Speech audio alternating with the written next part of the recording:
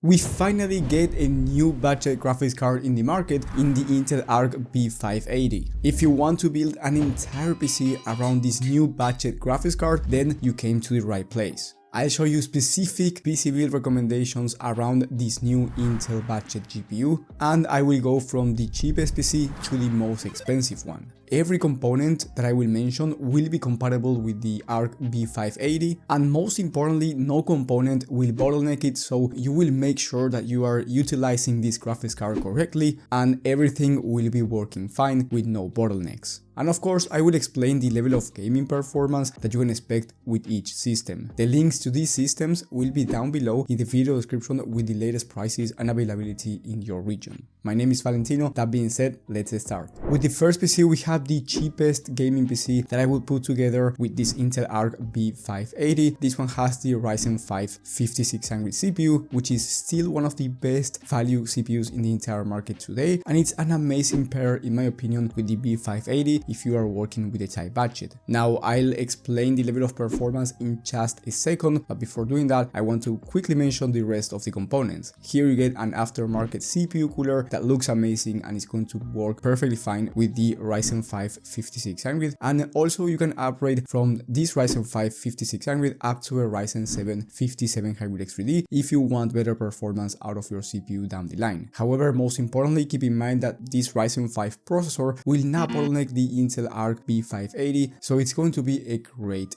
pairing. Then you get 32 GB of RAM, so streaming will not be an issue, or content creation. Then you get a 1TB SSD, which is enough storage for most people, a 650 watt power supply from MSI, so very good quality, especially for this type budget. And then last but not least, you get a case with plenty of airflow, 3 pre-installed fans, and a very decent price. With this system, you can expect 80 plus FPS on average, and I'm talking about high demanding titles on high to ultra settings. In fact, this Intel graphics card is amazing. I mean, in Cyberpunk 2077, which is a very high demanding title, it was able to average 92 FPS at 1080p and then over 60 FPS at 1440p. By the way, if you use the upscaler from Intel, you can expect higher performance at 1440p. So if you want to play at 1440p, you will have no issues. Once again, especially if you're using the upscaler. But if you do not want to use it, that's fine. You will be able to average over 60 FPS high to ultra settings in high demanding games. And then in terms of esports games, the CPU here matters a bit more in the Ryzen 5 5600X, so you can expect over 144 plus FPS on average in competitive settings in most esports games. And in esports shooters like CS2 or Valorant, where it's less high demanding, you can expect over 240 FPS on average, so feel free to buy a 240Hz 1080p monitor if you have the budget to. The price for this system by the time of filming is around $700 USD, which is an amazing price considering the value that you get.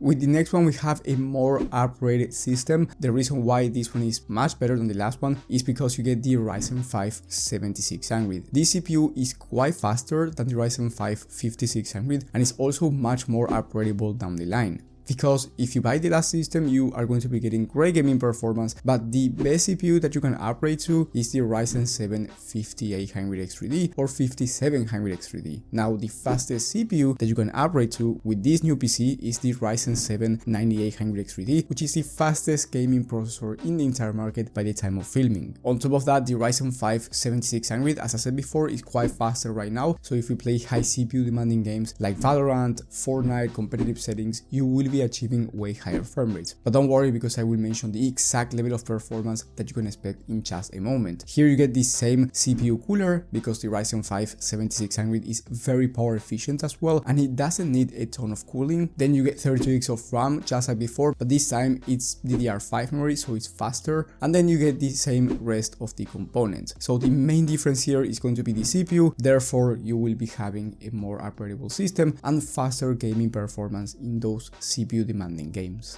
With this system, you can expect the same amount of FPS when it comes to high demanding titles as before, so 80 plus FPS high to ultra settings at 1080p and over 60 plus FPS on average at 1440p or more if you turn on the upscaler from Intel. Now here, since you get the Ryzen 5 7600, you can expect higher performance when it comes to those esports games like Fortnite, Valorant, CS2 and these type of titles. With this one, you can expect well over 240 plus FPS on average in most esports games, competitive settings, and even 360 plus FPS if the game is less demanding, like Valorant for example. So I do recommend you buying a 240 or even 360Hz 1080p monitor. The price for this system is under $900, which is a great price considering that you are on the AM5 platform, which means that it's a more upgradable system down the line and it's also quite faster than the first one. And last but not least, if you have more money to spend, then I do recommend you buying the fastest system around the B580. This one is going to be the most upgradable option as well, because you get 850 watts in your power supply, meaning that down the line you can upgrade the graphics card or the CPU and you will not have to upgrade the power supply at all. So let's say you want to upgrade from the B580 to the RX 7900 XT or Nvidia RTX 4070 Ti Super, you can upgrade to that GPU without having to change your power supply, which in my opinion it's a huge plus.